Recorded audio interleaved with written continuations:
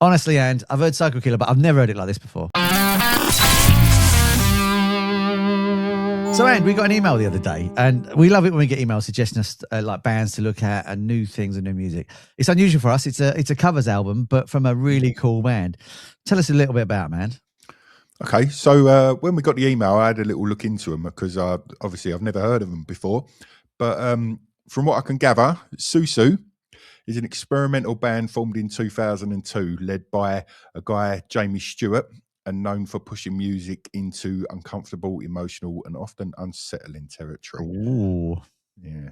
Their work blends noise, art rock, electronics, and raw confession, earning them a reputation as one of indie music's most fearless and unpredictable acts. So this new release, Zoo Motherfucking Zoo, Volume 1, is a covers album that reimagines songs from across genres and eras. So we've got stuff from Talking Heads and Daniel Johnson to Robin and Glorilla. So it filters familiar material through Susu's intense, distort, and deeply personal lens. So rather than nostalgia, this album feels like a map of their influences, transforming into something unmistakably their own. That sounds super interesting. So we're going to do the cover of Psycho Killer by Talking Heads that come out by them originally. I've got to say, this video isn't theirs. It isn't Susu's video. I would literally put this together because we only had an audio track. So ignore the video. I'm sure it'll be a lot better when they do it. But so I just threw some images on a video. But shall we get into it, mate? Let's do it.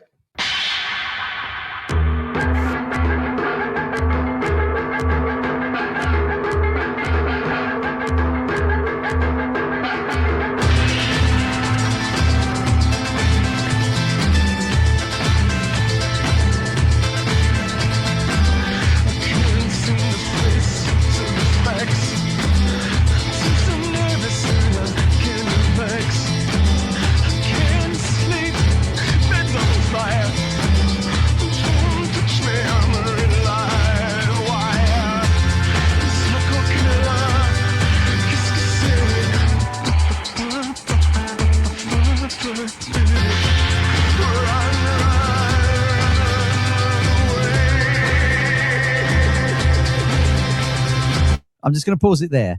Let's talk about the opening there. You've got a real interesting sound because you've got, it almost sounds like 13th floor elevators, that sort of psychedelic 60s rock almost. And then you've got this real intensity of those drum parts coming in, which makes it a little, not like the original songs are incredible, obviously, but it makes it a bit more frantic sounding than the original. Yeah. Yeah, and the vocals are buried quite deep in the mix as well, aren't they? Yeah, they're sitting quite far behind the music, so it's very music driven. Yeah, with those layers in there, it's interesting. It sounds as well like it's inner thoughts more, like you say, because it's buried in the mix. It sounds like it's more of an inner thought, an inner monologue, rather than like when David Byrne does it. It's almost like he's declaring it to the world. But this internally sounds like it's an inner thought that you're listening in on, which is even creepier, I think. Yeah, interesting. Let's check out some more.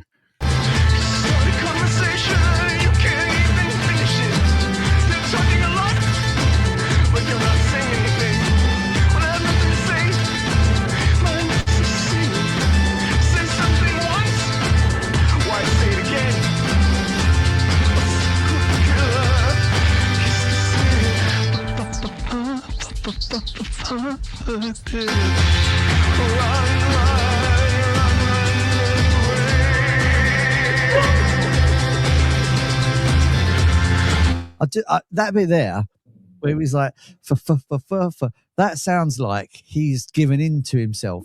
You know what I mean? Yeah. Like he's got the, like, dare we say the temptation to kill, right? But it sounds like he's trying to control himself. And when he goes, and then you had the echo on the second part, it's almost like the other part of one. Yeah, it's coming out of him, isn't it? Yeah, and he's like he can't control it now. And it's really interesting the way that works. Like, I love it when a song gives you imagery, and this is what that's doing to me. He's giving that imagery of like he has lost control now, and it's the other thing or the entity that's making him do these horrible things has just took over and just took the lead, and he can't help himself. He's got to do it. Brilliant. Let's do some more.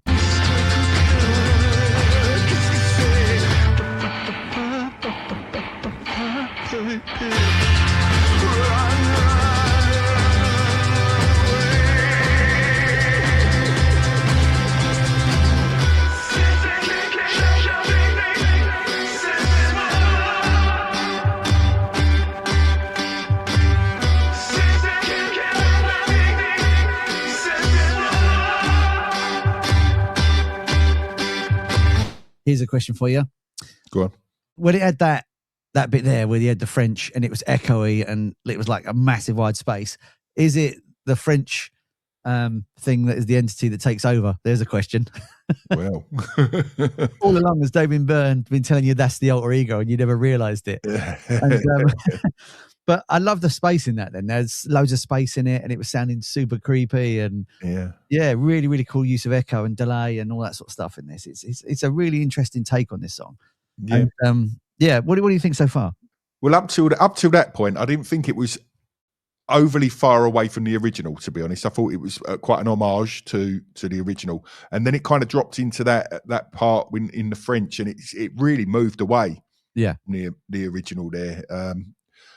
Now I get there's an awful lot going on in now, and I like it.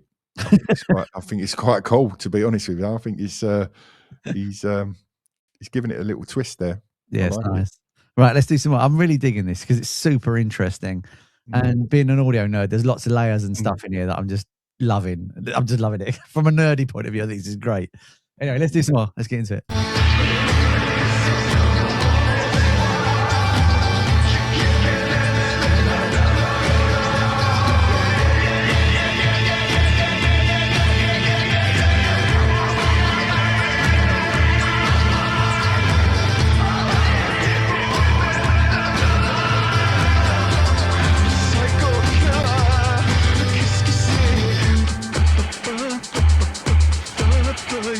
You know what now?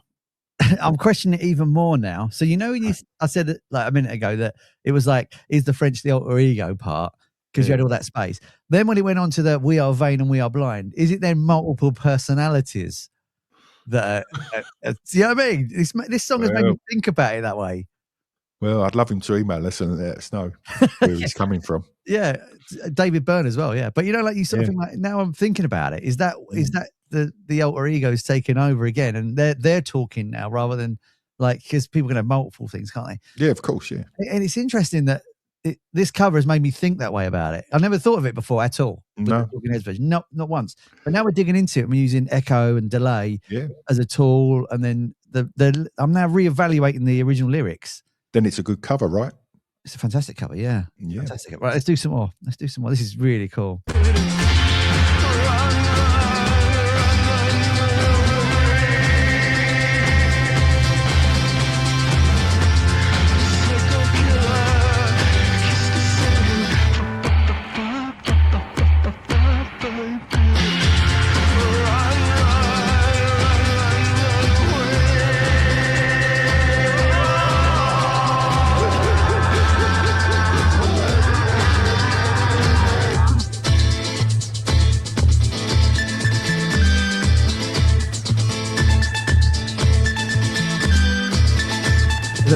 Live again.